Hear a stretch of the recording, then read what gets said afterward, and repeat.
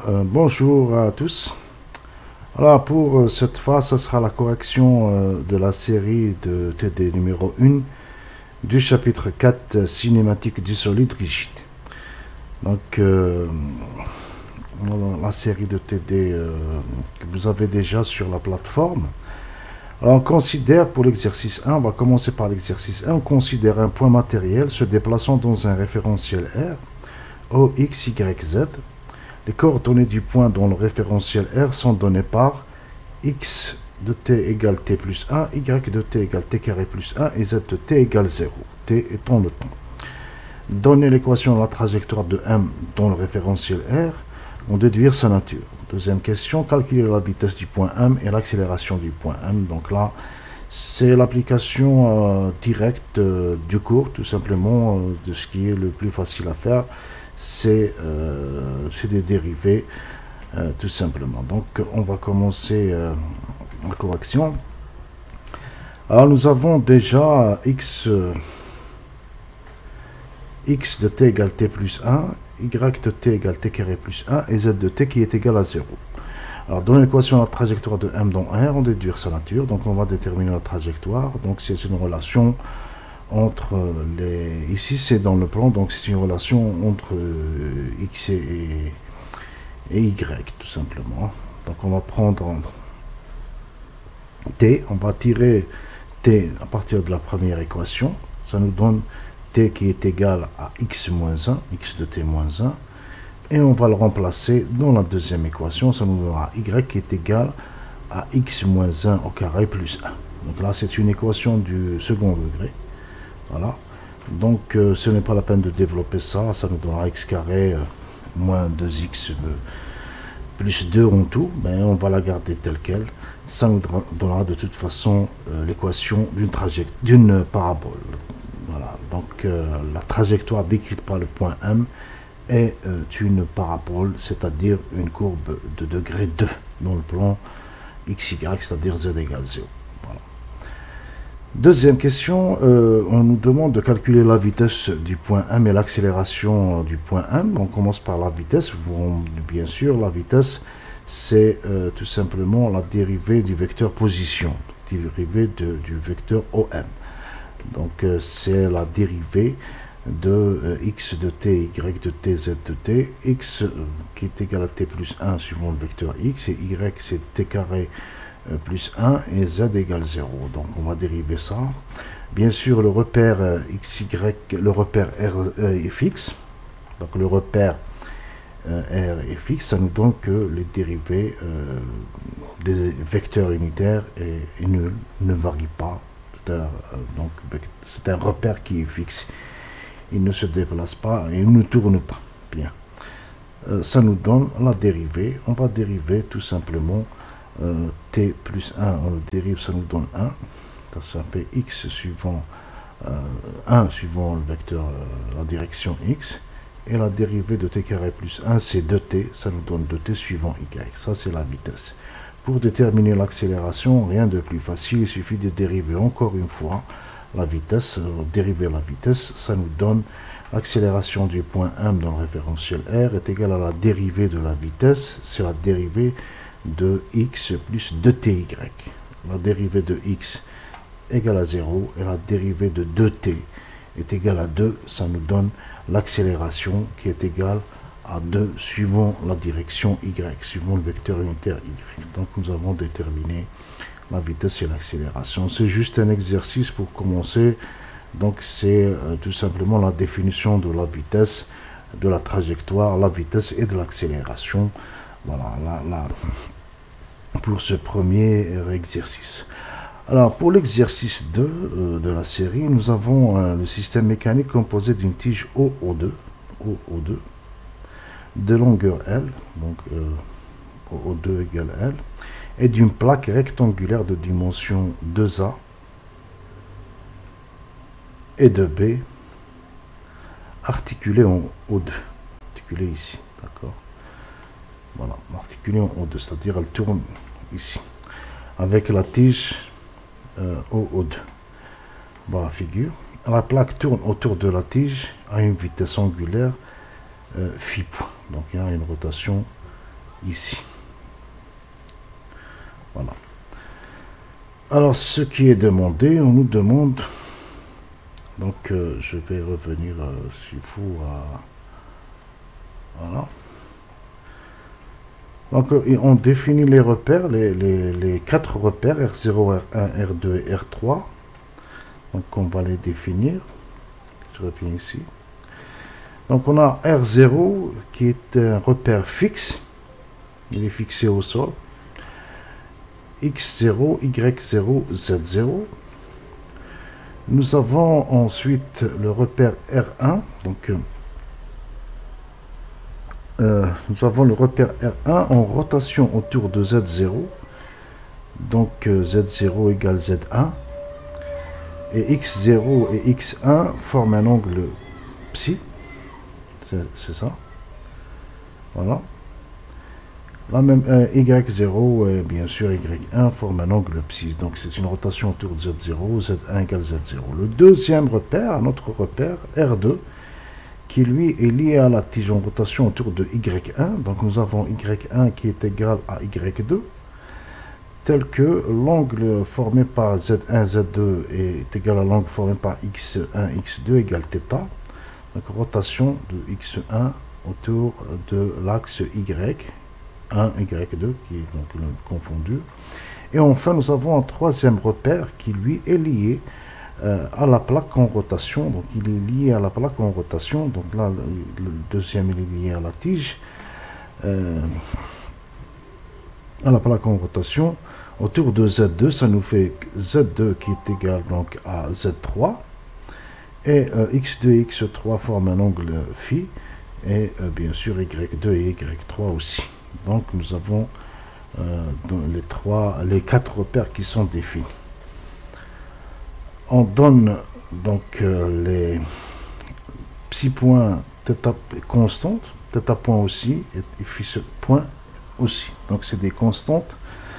Donc on veut dire que psi seconde égale 0. Si on dérive encore une fois, si on dérive θ deux fois, c'est égal à 0. On nous demande de déterminer les matrices de passage de R1 vers R2 et de R3 vers R2. C'est ce qui est demandé dans la série d'exercices. Déterminer les matrices de passage de R1 vers R2 et de R3 vers R2. Dans un sens comme dans l'autre. Bon, si c'est pas bien spécifié, mais on va le faire quand même dans un sens comme dans l'autre. On va commencer par le passage de R1 vers R2 et inversement. D'accord? Nous avons les deux repères, R1 et R2. Donc R2 est obtenu par rotation autour de Y. Donc nous avons Y2, 1 égale Y1. D'accord? Et nous avons pour le reste, on va déterminer le vecteur X1, XY1, Z1 en fonction de X2, Y2, Z2. Ça nous donne la matrice de passage. Alors bien sûr, nous avons d'abord, pour voir, on va placer X2 ici, dans cette colonne, en fonction de X1, Y1, Z1. Donc ça nous donne pour X2, voilà le vecteur X2. C'est égal à suivant, donc c'est un vecteur unitaire, son module est égal à 1, ça nous donne, suivant x1 c'est cosinus θ, donc c'est 1 cosinus θ, module de ce x2 c'est 1, la même chose, et suivant y et suivant z, nous avons ici l'axe z qui continue, donc c'est dans le sens négatif, c'est moins sinus θ, donc là, suivant z et suivant y, nous avons dit que y2 est égal à y1. Donc nous avons ici 0, 1, 0. 0 suivant x, 0 suivant z, et y2 égale y1. Et enfin, nous avons z2 qui est, on va le projeter sur les axes x1 et z1. Ça nous donne, donc suivant x1, c'est sinus θ. Suivant z, suivant y égale 0, et suivant z, c'est cosinus θ, la même chose. Donc ça, c'est z2, ça nous donne ceci. Donc ça, c'est la matrice de passage de R1 ou vers R2. Bon, tout dépend comment on veut dire. En réalité, lorsqu'on connaît le vecteur R2, on va passer au vecteur R1. Donc c'est R2 vers R1 ou inversement. De toute façon, on va calculer son inverse. et son inverse, puisque la matrice de passage, comme vous le savez, est une matrice lorsque le repère est un repère orthonormé. La matrice est orthogonale droite, ça veut dire son déterminant, elle est orthogonale, ça veut dire son inverse est égal à sa transposée, et droite, ça veut dire que son déterminant est égal à 1. Donc ici, donc la transposée, donc je ramène ce sinus vers le haut et sinus moins sinus vers le haut, donc ça c'est la transposée. Ça nous donne les deux matrices de passage. On fait la même chose maintenant pour de R3 vers R2. Matrice de passage de R3 vers R2, la même chose, nous allons déterminer cette matrice de passage de R3 vers R2. On va écrire X2. Donc nous savons bien sûr la relation qu'il y a entre le repère 3 est obtenue par rotation du repère 2 autour de l'axe, justement, donc autour de l'axe Z. Ça veut dire que Z2 égale Z3. Donc si j'écris Z2 ici, il est là, Z2 égale Z3, 0, 0, 1. X2, il est là, donc nous allons le projeter, ce vecteur, excusez-moi, donc X2, il est là, donc on va le projeter sur X3 et Y3, ça nous donne quoi? Cosinus θ suivant X3, cosinus phi, je veux dire, suivant X3, et suivant Y3, ça nous donne dans le sens négatif, vous voyez, la flèche vers le bas, donc ça nous donne moins sinus phi. La même chose, on va aussi écrire le vecteur Y2. Donc ici, on va l'écrire sur cette colonne. Ça nous donne, si je projette Y2 sur X3, Y3, donc repère 3, ça nous donne, suivant X, sinus phi, suivant Y3, c'est cosinus phi, suivant Z, bien sûr, on met dans le plan Z égale 0, c'est égal à 0. Très bien. Et bien sûr, inversement, nous allons avoir le passage de R2 vers R3 et le passage, ça nous donne tout simplement la matrice inverse. Je répète, donc là vous voyez bien sûr que c'est une transposée et qui est égale à l'inverse. Donc ce que nous cherchons c'est l'inverse. Donc l'inverse de cette matrice c'est la partie, donc ça qui descend vers le bas et ça qui monte vers le haut. Par contre par ailleurs c'est des zéros, donc il n'y a pas de permutation à faire. Bien. Donc nous avons déterminé, nous avons répondu à la question. La question suivante, déterminer le vecteur rotation instantanée de R3 par rapport à R0, exprimé dans R2. Donc on va l'exprimer suivant X2, Y2, Z2, mais c'est le vecteur oméga 3, 0. Donc oméga 3, 0. Donc ici nous avons, on peut passer de 2 à 3.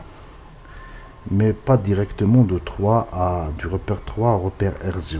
Pour cela, nous allons utiliser la relation de Charles, c'est-à-dire oméga 3, 0.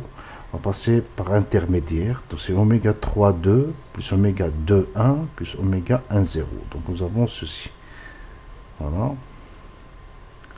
C'est la relation de Charles pour déterminer oméga 3, 0. Donc on va utiliser la relation, nous connaissons, il est plus facile de déterminer ces relations. Donc oméga 3, 0 est égal à oméga 3, 2 plus oméga 2, 1 plus oméga 1, 0. Et nous avons, bien sûr, le repère 1 est obtenu par rotation autour de Z0 égale Z1 du repère R0. De 2 à 3, nous avons aussi pour déterminer oméga 2, 3. Et aussi de 2 à 1 aussi, la même chose en utilisant l'angle θ.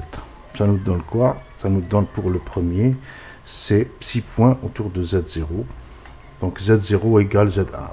Z0 égale Z1. D'accord? Ici. C'est une rotation autour de Z1 ou Z0. Donc c'est oméga 1, 0, 6 points Z1. Pour le passage du repère oméga 2, 3, 2, donc ça nous donne quoi? Ça nous donne phi.z2, phi.z2. Et aussi pour c'est l'angle phi. Et enfin, nous avons oméga 1, 0, c'est égal à θ.y2. Donc là, nous avons Z2 qui est égal à Z3, et là, nous avons Y2 qui est égal à Y1.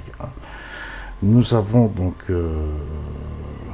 on veut l'exprimer dans le repère 2. ça nous donne la somme oméga 3 0, c'est phi.z2 plus θ.y2 plus psi.z1. Donc bien sûr on va revenir, on veut l'exprimer dans le repère 2, donc on va exprimer z1 dans le repère 2, ça nous donne quoi? On va l'exprimer dans le repère 2. Pour cela, on détermine z1, nous allons projeter tout simplement z1 dans le repère 2. C'est égal à quoi? On peut le voir ici, c'est moins sinus θ x2 plus cosinus θ z2. Donc vous avez z1 ici, si je le projette, ça nous donne ça suivant x2, c'est sinus θ. Suivant, voilà, donc non, donc je l'ai fait dans le sens inverse, donc c'est ça plus ça. Donc suivant x2 c'est moins sinus θ, donc c'est dans le sens inverse, et suivant x et suivant y il n'y a pas de composante, et suivant z2 c'est cosinus θ. Très bien, donc là c'est cosinus θ, et là c'est moins sinus θ, donc j'aurais dû le mettre tout simplement avant. Voilà. Ça nous donne enfin, lorsque je remplace par z1 par sa valeur, donc ici ça nous donne phi.z2 plus θ.y2 plus psi point par z1, c'est-à-dire moins sinus θ x2 plus cosinus θ z2, ça nous donne en fin de compte oméga 3 0 qui est égal à psi point sinus θ x2 plus θ.y2 plus θ point plus psi point cosinus θ z2. Donc nous avons tout simplement représenté le vecteur oméga 3 0 dans le repère R2, bien 2 carrément. Déterminer par dérivation la vitesse par rapport au repère 0 du point O2 exprimé dans le repère 2. Donc c'est une vitesse par rapport à 0, R0, exprimée dans R2. D'accord? Alors on va prendre tout simplement V de O2 que nous allons déterminer. Il est égal à la dérivée de, on demande de le déterminer par dérivation, donc c'est la dérivée de O2, donc ton repère 0. Donc c'est l'origine du repère 0, O2. Ça c'est le point M, ici on nous demande de le calculer. Et si je dérive dans une base, pour passer à une autre base, donc on va utiliser la formule de dérivation, ça nous donne la dérivée dans le repère 2 de O2 plus oméga 2 0 vectoriel O2. Oméga 2 0 vectoriel O2. Donc là c'est la formule de dérivation. Bien sûr, O2 est égal à quoi? C'est L suivant Z2 qui est égal aussi à Z3. Donc ça c'est O2. On a dit dans l'énoncé de l'exercice qui est égal à L. D'accord, de longueur, une barre O2 de longueur L. Et donc ça c'est, on va le dériver. Et oméga, donc sa dérivée ici est égale à 0. Pourquoi? On dérive dans le repère 2. Donc là c'est sa dérivée dans le repère 2. C'est nul parce que le repère 2 est lié à la plaque. Rien ne, par rapport à cette plaque, rien n'est, par rapport à ce repère, tous les points seront fixes puisque ce repère est lié à la plaque. Oméga 2 0, nous allons le déterminer en passant par oméga 2 1 plus oméga 1 0 en utilisant la formule de Schall, d'accord? Et ça nous donne oméga 2 0 est égal, nous avons déjà déterminé ces deux, ça nous donne θ.y2 plus psi.z1 toujours. Et bien sûr, ça nous donne enfin, en remplaçant Z1 par sa composante que nous avons déjà utilisée tout à l'heure, donc dans la question précédente, ça nous fait oméga 2 0 qui est égal à θ.y2, donc c'est ça, plus psi point par tout simplement Z1 qui est moins sinus θ x2 plus cosinus θ z2. Oméga 2 0 est égal à moins psi point sinus θ x2 plus θ.y2 plus psi point cosinus θ z2. Donc on l'a exprimé ici dans le repère R2. Ça nous donne enfin, lorsque je calcule le produit vectoriel de oméga 2, c'est-à-dire celui-là, donc ça c'est oméga, et ça c'est OO2. Donc ça c'est OO2, c'est L suivant Z2, dans le repère R2. Ça nous donne θ point fois L, moins psi ça fois 0, ça nous donne L θ point. Ensuite, deuxième composante, c'est psi point cosinus θ fois 0, moins L par moins, ça nous donne plus, L psi point sinus θ. Et enfin, la troisième composante, ça fois 0, moins θ point fois 0, ça nous donne 0. Nous avons donc trouvé la vitesse de O2 par rapport au repère R0, exprimée dans le repère 2. Donc c'est une vitesse pour un observateur lié au repère R0. Donc c'est une vitesse pour un observateur lié au repère R0 qui est exprimée dans le repère R2. Donc là, c'est juste une matrice de passage qui va nous permettre de revenir au repère 1, etc. Donc pour le moment, on la garde, c'est ce qui nous est demandé de l'exprimer dans le repère 2, et cela a été fait convenablement. Déterminé par la composition des vitesses, c'est la quatrième question. Donc on a déterminé le VO2 exprimé dans le repère 2. Déterminé par la composition des vitesses, cette fois la vitesse du point A, bon ici c'est A par rapport à R0 exprimé dans R2, c'est-à-dire la même chose, la vitesse du point A pour un observateur lié au repère R0, on va l'exprimer aussi dans le repère R2, hein, d'accord? C'est le même principe. Donc nous avons ça, nous avons le point A ici. Bon, malheureusement, je ne l'ai pas mis pour la première série. J'ai pas mis le point A, on n'est pas bien clair sur la figure. Donc le point A, il est ici. Donc pour ceux qui n'ont pas actualisé donc le fichier de la série TD, le point A est ici. Et nous avons bien sûr tout simplement, là on va utiliser la formule de la composition des vitesses pour déterminer ça. Et la composition des vitesses c'est quoi? C'est V0 de A est égal à V0 de O2 plus oméga 3 0 vectoriel O2A. Donc, on arrive au repère 3. Donc oméga non, donc ici c'est oméga, oui. Nous avons le point A, on connaît les coordonnées du point A dans le repère 3. D'accord? Donc on va commencer par la composition vitesse par rapport à oméga 3.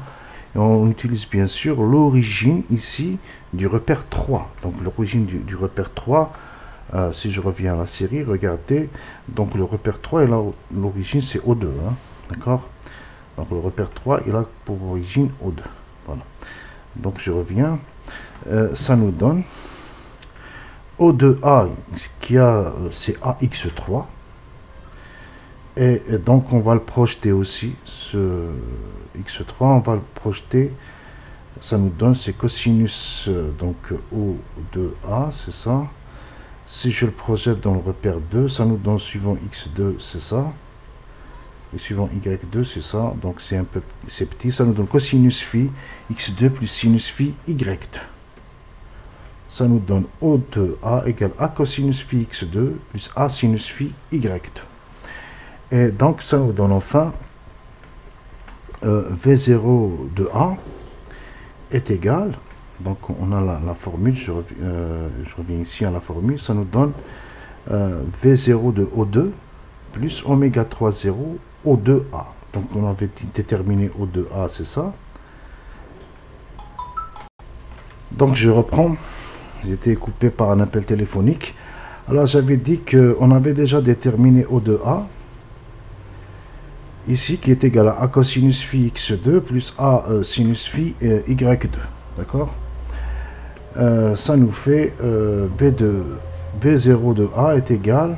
Donc ça représente bien sûr V0 de O2. Et ça, c'est oméga 3 0 vectoriel A sinus cosinus phi x2 et puis A sinus phi y2, c'est O2A, d'accord? Donc ça c'est O2A Et ça, c'est oméga 3,0. Et ceci représente V de O2 que nous avons déjà calculé au préalable dans les questions précédentes. Donc VO2, bon, si je reviens en arrière, ça nous donne VO2 que nous avons déjà calculé. Bon, il est où? Voilà, VO2 c'est L θ point x2 plus L psi point sinus θ y2.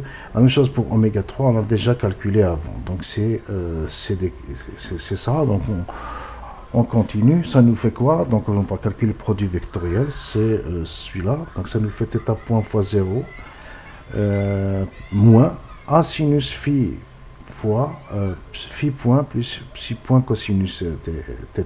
Donc ça fois ça moins ça fois ça. Pour la deuxième composante, c'est tout ça fois A cosinus phi. Donc c'est A cosinus phi par phi point plus psi point cosinus θ moins ça fois 0. Donc ça reste exact. Et enfin, c'est A sinus phi par moins psi point sinus θ, moins ça fois ça aussi, c'est θ point A, θ point cosinus phi. Voilà. Et en faisant la somme maintenant, ça nous fait ça plus ça nous donne enfin la vitesse du point A pour un observateur lié au repère R0, exprimé dans le repère 2. Donc c'est une vitesse du point A pour un observateur lié au repère R0, exprimé dans le repère R2, donc suivant les vecteurs unitaires x2, y2, z2. Voilà, donc c'est pour répondre justement à la question. Alors, c'est pour répondre à la question par rapport à 0 exprimé dans R2. La dernière question, déterminée par dérivation et par composition des accélérations. Gamma, l'accélération du point O2. Donc là aussi, la question, c'est le point O2, ce n'est pas le point A. L'accélération du point O2 pour un observateur lié au référentiel ou au repère 0, exprimé dans le repère R2. D'accord? Ça nous fait, pour la cinquième question, déterminer par dérivation et par la composition des accélérations, l'accélération du point O2, exprimée dans le repère R2. Par dérivation, nous savons aussi déjà dès le départ que psi point, θ point et phi point sont constants, donc leur dérivée est nulle. Alors la première, on va la faire par dérivation, donc il suffit de dériver la vitesse du point O2, tout simplement. Nous connaissons sa valeur, c'est égal à la vitesse par rapport à VO2, on le connaît déjà, dans le repère R2, donc la dérivée par rapport au repère 0 est égale à la dérivée par rapport au repère 2, donc du même vecteur, plus oméga de 0 vectoriel, le même vecteur. D'accord? C'est la dérivation d'un vecteur d'un repère à un autre. Nous avons déjà donc ça, donc la dérivée, on va dériver V de O2 que nous connaissons déjà. Donc si je reviens ici, V de O2 c'est ça, hein, on avait dit que V de O2 c'est ça. Si je dérive ça, elle est constante, θ point est constant, la dérivée est nulle. Elle est constante, psi point est constant, donc il suffit juste de dériver sinus θ, ça nous donne L psi point, θ point, cosinus θ. Donc ça c'est la dérivée dans le repère R2. Hein. Donc il suffit de dériver simplement. Ça nous donne quoi? Voilà, L psi point, θ point, cosinus θ est 0. Et oméga de 0, nous l'avons déjà calculé aussi précédemment dans une précédente question. Réponse donc vectorielle, la vitesse que nous venons déjà de calculer. Donc il suffit donc de calculer ce produit vectoriel. Donc V0O2, on l'a calculé à la quatrième question. Ça nous donne enfin tout ceci, c'est-à-dire, donc si je calcule le produit vectoriel ici, ça nous fait θ point fois 0, ça nous fait L psi point sinus θ fois psi point, ça nous fait L psi point carré, donc ça moins ça, sinus θ, cosinus θ, et bien sûr 0. Deuxième composante, c'est psi point cosinus θ par L θ point, moins ça fois 0, ça nous donne donc L θ point psi point cosinus θ plus ça aussi, donc ça nous fait 2. Et enfin, la dernière, c'est psi point moins psi point sinus θ par L psi point sinus θ, ça nous donne L psi point carré sinus θ carré avec le signe moins ça fois ça. Donc nous avons fait ceci fois ça, et ça fois ça, ça nous donne L θ point carré. Voilà, donc pour l'accélération par dérivation. Maintenant, par la composition des accélérations, on va prendre tout simplement la formule de la composition des accélérations. Ça nous donne quoi? L'accélération, ça c'est la formule générale, je reprends la formule générale, c'est pour un point quelconque, M. Donc on va l'appliquer pour le point O2. Donc l'accélération par rapport au repère I, ici c'est 0, et K, ici c'est 2. Donc ça nous donne l'accélération du point O2 par rapport au référentiel 2, déjà c'est nul, plus l'accélération du point O par rapport au référentiel O, donc O est lié, référentiel 0 je veux dire, il est lié, il est fixe, point O aussi il est fixe, donc c'est nul aussi, et c'est la dérivée de oméga 2 0 vectoriel O2, plus oméga 2 0 vectoriel V2 0 vectoriel O2, plus 2 fois la oméga 2 0 vectoriel V2 O2. Donc c'est la vitesse du point O2 pour un observateur lié au repère 2. Là aussi la vitesse est nulle. Le repère est lié, et donc sa vitesse est nulle puisque le repère marche avec l'objet, c'est-à-dire la plaque. Donc ça nous donne quoi? Ça nous donne enfin gamma qui est égal à la dérivée de O2 de oméga 2 vectoriel O2 plus oméga 2 vectoriel oméga 2 vectoriel O2, puisque ces valeurs sont nulles. Et nous commençons d'abord, on va commencer par ce calcul, la dérivée de O2, la dérivée de oméga 2 0 vectoriel O2, donc on va le dériver. Donc oméga 2 0 par dérivation, ça nous donne ça. Ça nous donne, donc on a déjà calculé oméga 2 0, on le dérive, sachant que psi point, θ point et phi point sont constants, donc ici il n'y a pas de phi point, ça nous donne moins psi point θ point cosinus θ, 0, moins psi point θ point sinus θ, vectoriel, O2 c'est L suivant Z2. Ça nous donne, en faisant le produit vectoriel, ça fois ça c'est 0, ça fois ça c'est 0. Deuxième, ça fois ça c'est 0, moins, ça nous donne moins L fois moins psi point θ point cosinus θ, le signe moins va partir, ça nous donne L θ point psi point θ point cosinus θ, et enfin ça fois 0 moins ça fois 0, ça nous donne ça. Donc on va calculer le deuxième composante, donc oméga 2 0 vectoriel oméga 2 0 vectoriel O2, donc c'est ce calcul là, le produit vectoriel va nous donner ça, L θ point L psi point sinus θ est 0. Ce premier produit vectoriel, donc ça nous donne L θ point par ça fois ça c'est 0. Deuxième c'est θ point cos θ fois 0 moins, ça fait plus θ point fois L sinus θ, et enfin ça fois 0, ça moins ça fois 0, ça nous donne 0. Et le dernier produit vectoriel, donc on va faire ça fois ça nous donne ça fois 0, ça fois θ point fois 0 moins L θ point au carré cosinus θ sinus θ, cosinus θ sinus θ, et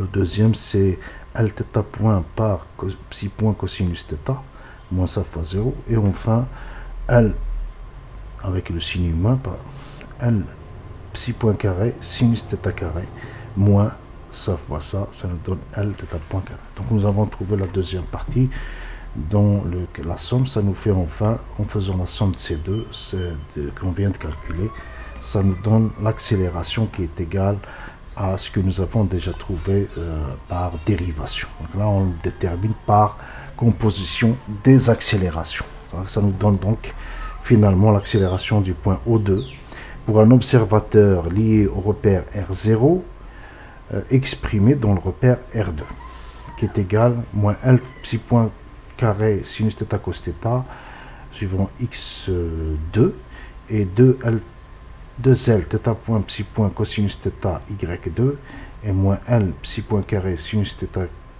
carré moins L θ point carré suivant Z2. Voilà, donc c'est terminé pour le deuxième exercice. On va passer maintenant au troisième exercice.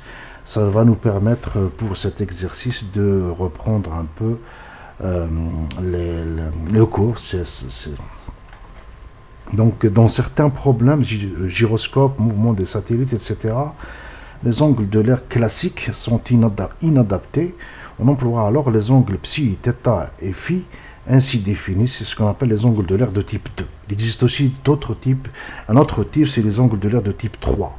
Donc ça, on peut peut-être le laisser pour l'examen. Pour cette série TD, nous avons les angles de l'air de type 2. Donc le plan G, YS, ZS coupe le plan G, X0, Y0. On va dire ici, c'est le gyroscope. Hein, c'est pour ça qu'on met suivant une droite que l'on oriente par Y1. Si vous vous souvenez par rapport au cours, on avait orienté entre le dernier repère, l'intersection des deux plans par X1. Donc ici c'est Y1 arbitraire et l'on construit le repère R1 tel que Z1 égale Z0, Y1 droite d'intersection des plans, défini ici-dessus, donc, et enfin X1 qui est égal à Y1 vectoriel Z1. Donc là c'est le repère R1 on le repère par rapport à R0 par une rotation psi autour de l'axe Z1, d'accord, égale Z0. On construit ensuite le repère 2, donc vous savez, on passe d'un repère 0 à un autre repère S par exemple, bien sûr par 3 rotations. Les angles de l'air, c'est 3 rotations, c'est une orientation. Les angles de l'air représentent une orientation et donc 3 degrés de liberté de rotation. Donc ça nous fait 3 rotations successives, sauf que à chaque fois, donc pour le type 1 on a choisi les angles psi, θ et phi suivant d'une certaine manière, et ici on les choisit d'une autre manière. Donc ici la deuxième rotation, on repère la rotation de R2 par rapport à R1 par l'angle θ. Et enfin, on repère la rotation de RS par rapport à R2 par l'angle phi entre Y2 et RS. Bon, pour revenir ensemble, je reviens donc à la présentation. Donc nous avons les 3 repères. Donc si vous regardez ça, je sais que ça va être mélangé dans votre cerveau. Donc tout ça, donc le plan initial que j'avais donc défini tout à l'heure. Et ça, c'est les deux plans qui se coupent suivant Y, cette ligne. Donc, on ne va pas utiliser ce que nous avons vu en cours. On va définir les angles de l'air de type 2 aujourd'hui. Donc, ce qui est important, c'est de passer d'un repère au suivant et grâce aux 3 rotations successives. Première rotation autour de Z1 égale Z0 d'un angle psi. Deuxième rotation autour de Y2 égale Y1 d'un angle θ. Et troisième rotation autour de l'axe XS qui est égal à X2 d'un angle phi autour de X2 qui est égal à XS. D'accord? Alors la question, écrire les matrices qui permettent de passer des composants de W dans R1, dans RI, aux composants de W dans RJ pour tous les couples de repères, successifs et non successifs. Donc on passe de 0 à 1 facilement, de 1 à 2 facilement, de 2 à S facilement. Ensuite on va chercher de 1 à S et aussi de 0 à S. D'accord? On va commencer d'abord la matrice de passage de R0 vers R1 et de R1 vers R0. D'accord? Donc on a les deux repères R0 et R1 en Z0 et Z1 qui sont égaux. Et ça nous donne la matrice de passage de 1 à 0, bien de 0 à 1. Ça nous donne quoi? Donc à chaque fois on écrit les composantes de X1 ici, les composantes de Y1 là, et les composantes de Z1 ici. Et comme Z1 égale Z0, ça nous donne Z0 c'est 0, 0, 1. Et donc X1, on projette X1 dans le repère X0, Y0, ça nous donne cosinus psi. Donc le module de X1 c'est 1, c'est un vecteur unitaire, ça nous donne cosinus psi suivant X0, sinus psi suivant Y0 et 0 suivant Z. La même chose, on va projeter le vecteur Y1 dans le repère X0, Y0, ça nous donne Z0, ça nous donne le sens négatif ici, donc moins sinus psi suivant X0, cosinus psi suivant Y0 et 0 suivant Z. Là, c'est le passage de R0 à R1. La même chose. Et donc, pour passer inversement de 1 à 2, de 1 à 0, ça nous fait la matrice transposée qui est égale à la matrice inverse. La matrice inverse, donc on va inverser cette matrice. Il suffit simplement de la transposer. Donc on ramène ça ici et ça ici. Le reste c'est des zéros. Donc là c'est des zéros. La même chose ici, c'est des zéros. D'accord? Ça nous donne la matrice transposée. Donc le passage de R0 à R1 et de R1 à R0. De même, nous avons les matrices de passage de R1 vers R2 et de R2 vers R1. La même chose. Nous avons pour le passage, nous avons donc une rotation autour de Y1 égale Y2. Donc Z1 fait une rotation d'un angle θ. Ça nous fait la matrice de passage avec le même principe. Là, c'est X2. X2, voilà, c'est quoi? Donc là, c'est X2. On le met ici. Et nous avons Y2 qui est égal à Y1. Donc Y, c'est quoi? C'est 0, 1, 0. Et enfin, nous avons Z2 qui est les composantes, c'est cosinus θ suivant Z et sinus θ suivant X. D'accord? La même chose, il suffit de transposer tout simplement ça vers ça pour trouver la matrice inverse. Parce que la matrice de passage, quand il s'agit de repères orthonormaux, la matrice de passage est une matrice orthogonale droite. Orthogonale droite. Voilà. Enfin, la troisième de 2 à 3 à 1, c'est la même chose. On trouvera tout simplement en utilisant la rotation x autour de x2 égale à xs. Voilà. Les composants du vecteur ys. Donc là, je me suis trompé de couleur. Attention, là, c'est ce que je dois changer de couleur. Bon, donc là, c'est ys. Là, c'est ys.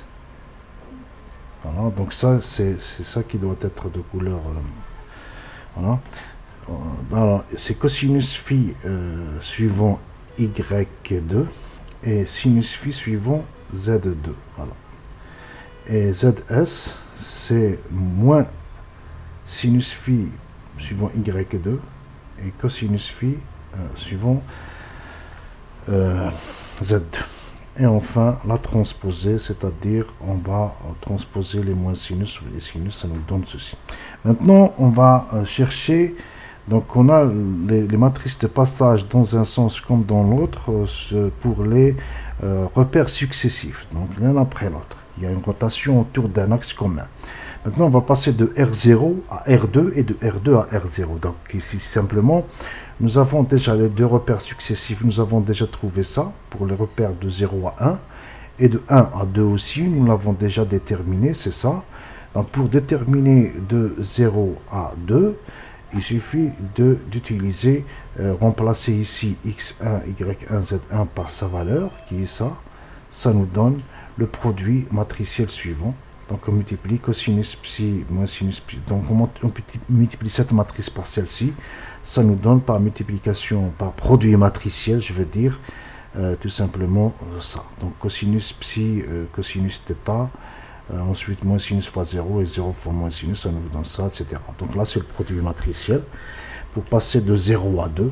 Et pour passer de 2 à 0, on va transposer. C'est-à-dire on va ramener ça ici. On va aussi transposer ces deux-là. Et on va transposer ces deux. Donc j'espère avoir fait ce qu'il faut. Donc voilà, on va transposer le 0 et le sinus psi sinus θ. Nous avons aussi transposé, je veux dire ça et ça. Et enfin, moins sinus et cosinus psi sinus θ. Enfin, il nous reste à passer de R0 à RS. Donc le passage du vecteur initial au vecteur final quand on fait les trois rotations successives. Donc comme on vient de déterminer justement de R0 à R2, et nous avons déjà déterminé les vecteurs, les matrices passage dans le cas successif, ça nous fait quoi? Ça nous fait tout simplement le produit matriciel. Donc je remplace ça, x2, y2, z2, par ça nous donne enfin le produit matriciel. Donc on multiplie cette matrice par celle-ci, ça nous donne, je ne vais pas le lire, c'est un peu long, ça nous donne ce résultat pour la matrice de passage de x0 à xs. Donc c'est cette matrice fois celle-ci. Et bien sûr, pour déterminer le chemin inverse, il suffit de transposer les éléments hors diagonale. Voilà, on va chercher la transposer. Donc ça ici, etc. On obtient finalement la réponse à la question. Donc nous avons déterminé le passage des repères successifs et les repères non successifs, c'est-à-dire alors de RI à RJ pour tous les couples de repères. Il nous reste maintenant à calculer oméga 0S et l'exprimer dans le repère RS. Calculer oméga 0S et exprimer ce vecteur dans RS. Bon, on va utiliser pour le calcul de oméga 0S, on va utiliser la formule de Schall. Donc, pour calculer, on va commencer à déterminer d'abord les oméga IJ successifs, de 0 à 1, de 1 à 2 et de 2 à S. D'accord? Ça nous donne, dans le premier cas, Z0 égale Z1, ça nous donne oméga 1, 0, 1, c'est psi point Z0. Et oméga 1, 2, ça nous donne θ point Y2. Donc ici, c'est une rotation autour de Y. Et enfin, une rotation de phi, ça nous donne phi point autour de x2, c'est x s ou x2. Donc on veut l'exprimer dans RS, donc on va aller le plus possible vers les coordonnées dans RS. Bon. Ben, si j'ai à calculer oméga 0s par la formule de Schall, ça nous donne tout simplement, c'est oméga 0,1 plus oméga 1,2 plus oméga 2s. C'est égal θ point z0 plus psi point z0 plus θ point y2 plus phi point xs. Donc on va exprimer tout ceci dans le repère RS. Alors pour l'exprimer dans le repère RS, z0 égale à quoi? Donc z0, pour aller vers pour déterminer z0 dans RS, donc nous avons déjà calculé la matrice de passage. On avait déjà calculé la matrice de passage de 0 à S, puisqu'on les a calculées toutes. Donc de 0 à S, je vais prendre à partir de cette matrice la colonne ZS. Alors si je reviens en arrière, ben, c'est un peu peut-être long.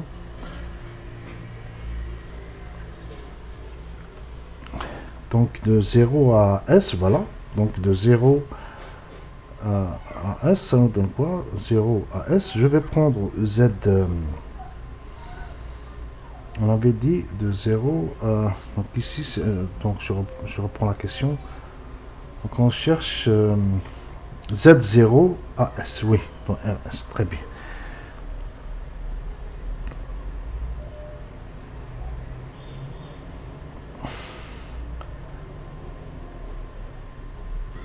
Alors, oui, voilà, Z0, c'est ça. Donc, c'est la composante de Z0 par rapport à RS. Donc, on repère RS, c'est quoi? C'est ça, tout simplement.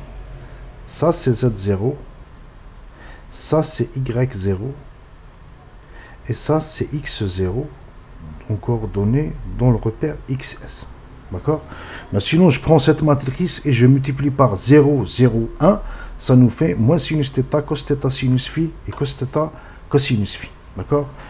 Et voilà, tout simplement pour déterminer donc Z0. Donc je le calcule ici, je le remplace ici, c'est moins sinus θ, cosinus θ, sinus phi et cosinus θ, cosinus phi. Donc on l'a pris à partir de la matrice de passage de 0 à de R0 à RS, tout simplement. La même chose, Y2, on peut bien le déterminer à partir de la matrice de passage, mais sinon, c'est des repères successifs. On peut le voir ici, entre 2 et S, on peut déterminer Y2. Donc, il a pour Y2 en fonction de YS. Donc, c'est tout simplement les deux composantes suivantes. Donc, nous avons ça, moins ça. C'est dans le sens inverse. Ça nous donne cosinus phi suivant Y et moins sinus phi suivant Z. Donc là, ou bien on peut repartir jusqu'à la matrice de passage, c'est là que nous avons mis cette colonne. Donc je remplace ces vecteurs qui ne sont pas pour les exprimer dans RS. Ça nous donne enfin oméga 0S est égal à psi point Z0 plus θ point Y2 plus phi point XS, c'est égal à 1, 0, 0. Ça nous donne enfin la valeur de θ, de oméga 0S, qui est égale à la somme, tout simplement, de ces trois composants. D'accord? Donc, psi point moins psi point sinus θ plus phi point. Psi point cosinus θ sinus phi plus θ point cosinus phi plus 0. Et enfin, psi point cosinus θ cosinus phi moins θ point sinus phi plus 0. Voilà. Très bien. On passe à l'exercice 4. Donc, on va lire quand même l'énoncé. Les performances des avions de combat modernes permettent d'atteindre des niveaux d'accélération très élevés qui peuvent conduire à la perte de conscience du pilote. Pour améliorer la résistance humaine aux fortes accélérations, la centrifugeuse, donc ça c'est une centrifugeuse, la centrifugeuse constitue un moyen d'essai indispensable pour la recherche médicale afin d'étudier l'effet des fortes accélérations d'IG sur le corps humain et développer de nouveaux systèmes, combinaisons anti-G, commandes vocales, son 3D, etc. Elles sont utilisées d'autre part pour l'entraînement des pilotes, donc là nous avons un pilote qui est à l'intérieur, l'entraînement des pilotes afin d'augmenter par des exercices de contraction musculaire et de respiration leur tolérance aux fortes accélérations, 10 fois l'accélération, donc la pesanteur. L'exercice proposé ici s'articule autour d'une présentation du moyen d'essai le plus récent, la centrifugeuse 101.3 du centre d'essai de vol de Brétigny-Orge en France. Une étude cinématique permet de valider l'utilisation de cette centrifugeuse pour simuler les accélérations effectivement subies par le pilote dans son avion. Vous comprendrez bien sûr que c'est un exercice que je viens de tirer, que j'ai tiré à partir d'un document français. Bien, donc on nous dit que c'est l'accélération ressentie au niveau de la tête du pilote qui est le paramètre important pour l'étude des phénomènes physiologiques. C'est l'accélération autour du cerveau, au niveau du cerveau du pilote. Alors pour simplifier les lois de commande de la centrifugeuse, on installe donc le siège pilote dans la nacelle, ça c'est la nacelle, de telle façon que le point I, il y a un point I, celui-là, c'est-à-dire le cerveau, centre de la tête du pilote, se trouve aligné sur les axes de rotation des deux liaisons pivots, bras, anneau et anneau nacelle. Donc il y a une liaison pivot ici, qui est bras, le bras et anneau, un bras anneau ici, voilà l'anneau, et anneau nacelle aussi, la même chose ici, il y a une rotation ici, une autre rotation. Bien. Alors, soit les repères R0, donc je reprends ici. Donc nous avons, on va installer les trois repères. Nous avons le premier, les quatre repères, je veux dire. Donc en premier, le repère, le R0, qui est un repère lié au bâti. Donc nous avons R0 qui est lié au bâti. Donc c'est un repère fixe. Donc il est lié au bâti, on va le lier à ce bâti ici. Donc c'est X0, Y0, Z0. Ensuite, nous avons, j'ai mis l'axe vers le bas dans un sens direct. Alors, le deuxième repère, c'est le repère R1, qui est un repère lié au bras. Là, c'est le bras. Tel que X0 forme un angle de phi par rapport à X1, Y0 aussi par rapport à Y1. Donc, c'est une rotation autour de Z1 qui est égal à Z2. Ça nous donne donc le deuxième repère, rotation d'un angle phi, voilà, autour de l'axe Z0 égale Z1. Et donc les X1 et X0 font un angle de phi, psi, Y1 et Y0 la même chose. Ensuite, nous avons le troisième repère, R2, centré en I cette fois, donc I, donc le pilote il est à l'intérieur de la nacelle, il est ici, donc il y a le point I ici. Le repère lié à S2, tel que Y1, Y2 forme un angle θ, qui a une rotation d'un angle θ. Z1, Z2 forment aussi un angle θ, donc c'est une rotation autour de l'axe, donc Y et Z font deux angles autour de l'axe X2. Nous avons donc X2 qui est égal à X1. Voilà, nous avons X2 qui est égal à X1. Donc une rotation autour de l'axe de l'anneau ici, Et nous avons ici au niveau du point I. Donc là c'est le point I, il est là. Donc le point I, c'est autour du point I qui est au niveau de la tête du pilote. Et nous avons enfin le quatrième repère, c'est R3. C'est une rotation, il est lié à S3. Et il fait une rotation autour de Y3 qui est égal à Y2. Donc nous avons une rotation Y2 qui est égale à Y3 et ça fait un angle phi. X2 fait un angle phi. Ça nous donne le repère X3, X2. Donc X devient un angle phi entre X2, X3 et Z2, Z3. Voilà. C'est justement ces repères successifs, ces trois rotations psi, θ et phi qui vont nous permettre de déterminer les vitesses et les accélérations, bien sûr au niveau du point I peut-être, cerveau du pilote. Alors, ça c'est le schéma cinématique donc nous reprenons donc le schéma cinématique du système. Donc nous avons trois liaisons, donc un repère fixe, et nous avons trois liaisons pivots, c'est-à-dire verrous. Donc ça tourne autour de l'axe Z0, une rotation autour de l'axe Z0, une autre rotation ici, et une autre rotation là. D'accord, donc nous avons les trois rotations. Donc nous avons le bâti qui est fixe. Ensuite, nous avons la liaison rotation ici, le VO, donc une rotation autour de l'axe Z0. Ensuite, nous avons une rotation de tout le système ici, qui va pivoter d'un angle autour d'un angle θ autour de l'axe X1 égale X2. Donc nous avons une première rotation psi entre 0 et 1. Donc c'est une rotation autour de cet axe Z0. Donc voilà, qui est égal à Z1. La deuxième rotation ici, θ, c'est autour de X1 égale X2. Et la troisième rotation ici, c'est autour de Y2 qui est égal à Y3. Donc nous avons phi. Vous remarquez X1 qui est égal à X2 et X1 qui est égal à X1 qui est égal à X2 ici, pour ça qu'on a écrit X1 ici, c'est la même chose, X1 ou X2, la même chose ici, Z0 qui est égal à Z2 aussi, d'accord, c'est la même chose, c'est pour ça que c'est écrit ici Z0, d'accord. Bien, alors la question c'est quoi? Là c'est le schéma cinématique, la question c'est quoi? Déterminer les torseurs cinématiques, c'est le torseur des vitesses suivantes. Donc V01, V21 et V32. Alors, pour revenir à la présentation, donc on nous demande de déterminer les torseurs cinématiques, c'est-à-dire oméga IJ et V des centres des repères. Donc nous avons ici, nous devons déterminer la vitesse pour un observateur lié au repère R0, exprimé dans le repère R0. Là, la vitesse pour un observateur lié au repère R1,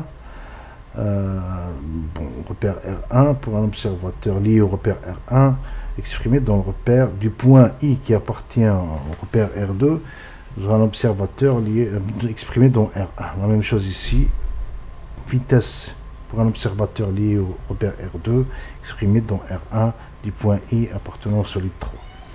On va commencer donc pour la première.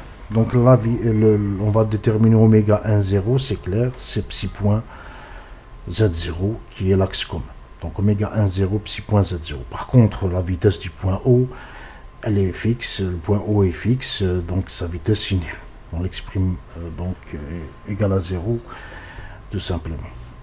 Par rapport à B de 1, donc la même chose, oméga de 1, c'est θ point porté par l'axe qui est ici commun x2 égal à x1, donc c'est à point x1, et la vitesse du point I aussi est aussi nulle, le point I est lié au repère R1. Enfin, pour déterminer le torseur V32, j'ai été aussi coupé une deuxième fois par l'appel téléphonique. Alors, pour déterminer le torseur V32, donc on va déterminer oméga 3, 2.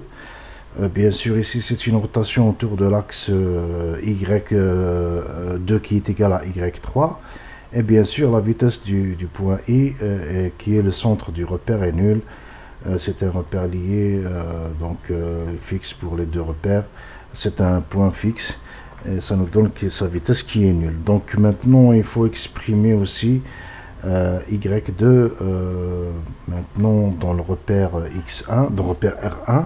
Ça nous donne quoi? Donc Y2, je vais prendre les composantes de Y2 dans le repère R1, ça nous donne ça, plus ceci.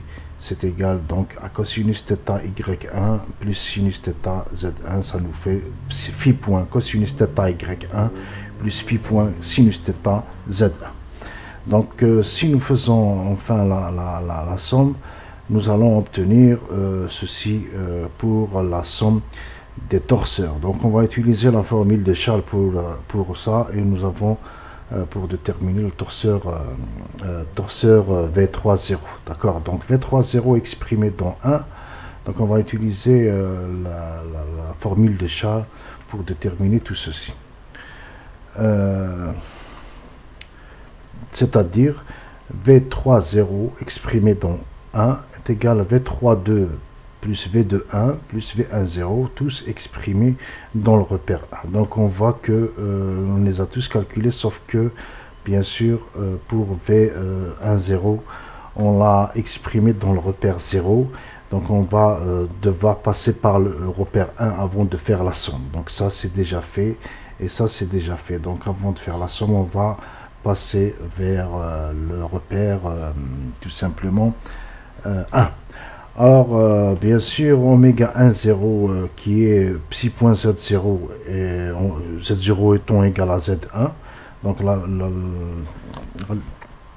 le calcul est simple, ça nous fait psi.z1. Par contre, V de O, cette fois, V de I est égal à V de O, puisque nous avons V de O. V de I est égal à V0 de O plus oméga 1, 0 vectoriel OI. Et OI, il est porté par quel axe? Donc OI, voilà, c'est ça, il est porté par l'axe. Donc ça, c'est le point I, c'est la tête du pilote. Donc c'est dans le sens inverse de Y1. Donc c'est moins L et Y1. Et V0 de O, bien sûr, c'est 0. Donc V0 de O, c'est 0. Le point O est fixe pour le repère R0. Donc ça nous donne 0. Donc oméga 1, 0, c'est psi point Z1 vectoriel OI ici, qui est égal à moins R. C'était pas L justement, c'est R. Donc là, justement, il n'apparaît pas dans le sujet. Donc la distance OI, c'est R. C'est pour ça qu'on demande à la dernière question d'exprimer en fonction de R, θ point, etc. Donc ici, ça nous donne psi point moins psi point R par Z1 vectoriel Y1. Donc Z1 vectoriel Y1, c'est quoi? Donc c'est un sens indirect. Donc X1, X, Y, Z. Z, X, Y, Z, etc. Donc là, c'est Z, Y, c'est le sens inverse. Ça nous donne R moins R point psi point par moins X1. Donc c'est-à-dire Z1 vectoriel Y1 est égal à moins X1. Et le résultat final, ça nous donne la vitesse pour un observateur lié au repère R0 du point I est égal à R psi point X1. Donc là, on l'a exprimé dans le repère 1. D'accord? Donc là maintenant la somme est est possible, on va la faire dans le même repère, ça nous fait tout ceci exprimé dans le repère R1, ça nous donne enfin B30 qui est égal à la somme des composantes. Donc psi.z1 plus θ.x1 plus psi.cosinus θy1 plus phi point, je veux dire phi point sinus θz1. Et enfin, ça nous donne ça, plus 0, plus 0. Et enfin, donc on va assembler les Z1. Ça nous donne le torseur des vitesses. Le torseur des vitesses est formé donc par oméga 3, 0, tout simplement, et V de I, V0 de I. Exprimé dans le repère, bien sûr, R1. Voilà. La dernière question, c'est calculer le vecteur accélération. Non, c'est pas la dernière. Vecteur accélération gamma 0 de E, sachant bien sûr que l'accélération c'est la dérivée de la vitesse. On a V0 de E, on vient de le calculer dans le repère R1, c'est R psi point x1, c'est la dérivée dans le repère R0. Donc on va dériver, c'est la dérivée de ça, plus la dérivée de x1, ça nous donne la dérivée de R. Donc on dérive d'abord ça, ça nous donne R constant, ça nous donne R psi point, et la dérivée de x1 est égale à quoi? C'est R psi point x1 plus psi seconde x1 plus R psi point dérivée par rapport au repère 0. Elle est égale à quoi? La dérivée par rapport au repère 0 est égale, vecteur x1 c'est égal à oméga 1,0 vectoriel x1. Ça nous donne oméga 1,0 et on le connaît déjà, c'est psi point z1, bien psi point z0. Donc ici c'est psi point z1, ça nous donne psi point z1 vectoriel x1 qui est égal z vectoriel x c'est y. Ça nous donne enfin pour l'accélération du point I pour un observateur lié au repère 0 exprimé dans le repère 1, ça égale à R psi seconde x1 plus R psi point carré y1. Quatrième question, déterminer les trois composantes gx3, gy3, gz3 de G dans la base du repère R3 lié à la nacelle. Donc R3 c'est un repère qui est lié à la nacelle, sachant que G est égal petit g moins l'accélération qu'on vient de calculer ici. Donc sachant que G est égal à G suivant Z0, donc la pesanteur elle est portée par l'axe Z0. C'est pour ça, dès le départ, nous avons placé Z0 dans le sens vertical vers le bas. D'accord? C'est G égale à GZ1, donc on va l'exprimer dans le repère R1. Donc Z0 est égal à Z1, et ça nous donne G qui est égal R psi point carré x1, c'est ça, plus ça, moins, donc attention, parce qu'il c'est moins, ce n'est pas plus, donc G, c'est GZ1 moins R psi point x1, donc moins ça, moins R psi point carré y1. Donc attention, donc ça c'est le signe moins. Bien sûr, c'est exprimé dans le repère 1, donc on veut l'exprimer dans le repère 3. Alors, pour l'exprimer dans le repère 3, donc on va passer du repère 1 au repère 3. On doit calculer les matrices de passage. Donc, les matrices de passage de R1 vers R3. Donc, on va exprimer de 1 à 2 et de 2 à 3. Donc, on va passer d'abord de 1 à 2. Donc là, on peut le faire facilement. Donc il suffit de mettre x2 ici, x2 égale x1, y2 ici et z2 ici. Ça nous donne cette matrice. Le passage ensuite de 2 vers 3, ça nous donne ceci. Donc je mets x3 ici, qui est égal à cosinus phi suivant x2, 0 suivant z2, et suivant A0 suivant Y2, et suivant Z2 c'est sinus phi, d'accord? Y3 égale Y2, Y2 c'est 0, 1, 0. Donc nous connaissons, nous déterminons facilement les matrices de passage. Maintenant pour passer de 1 à 3, il suffit de remplacer ce X2, Y2, Z2 par sa valeur, par cette matrice de passage, par ce produit. Ça nous donne de X1 vers X3, de 1 à 3, le produit matriciel. Donc je remplace ça par ça. Et en calculant ce produit, ça nous donne cette matrice.